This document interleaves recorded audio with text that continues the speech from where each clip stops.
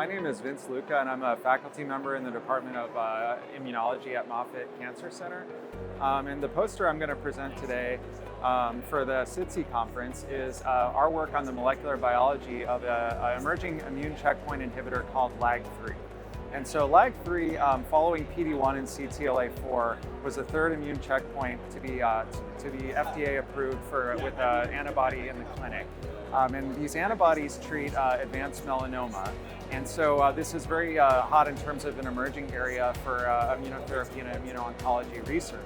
But our focus is mainly on understanding how LAG-3 at the molecular level is structured on the surface of T cells and how it helps or how it inhibits the mechanism of T cell activation. And so LAG-3 is an immune checkpoint. It's on the surface of T cells and it binds to two different molecules, either MHC class 2 or a secreted protein called fibrinogen-like 1 or FGL1. And binding of either of these molecules by the LAG-3 checkpoint receptor inhibits T cells and prevents them from, exhausts them and prevents them from clearing tumors.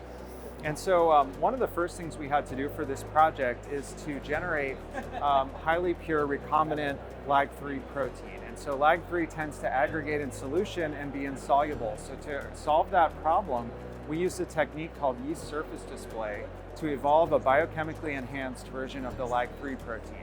This protein variant contains a single mutation and it greatly increases the expression of the LAG-3 protein. It doubles this relative to the wild type human LAG-3 protein.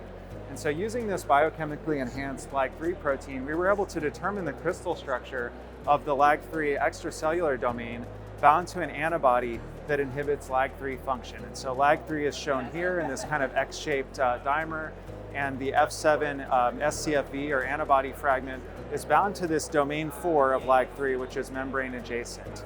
And so what we found is that this LAG-3 protein dimerizes on the surface of T cells and forms clusters or assemblies, and that the antibody is likely to prevent the membrane adjacent portions of LAG-3 from coming together properly to potentially generate a signal. And so we did some additional mapping of antibodies on the LAG-3 protein, and what we found is that another potent inhibitor of LAG-3 binds to this loop 2 region here that's shown on the LAG-3 structure, and it blocks interaction with the MHC class 2 and FGL1 ligands. And this is shown in, I would say this is shown in orange here, whereas the other antibody is shown in yellow. So on our chart here, what we see is that this antibody that blocks MHC class 2 is far more potent than the antibody that prevents rearrangement of the domain 4s near the membrane. And at all doses that we administered, we recovered maximal T cell activation. So we're inhibiting the inhibitor of T cell signaling. And so what we found is that this helps to guide us in terms of generating new drugs that we think we can use to target LAG-3, either by targeting this region specifically or by exploring new regions of the LAG-3 structure, such as blocking the dimer interface.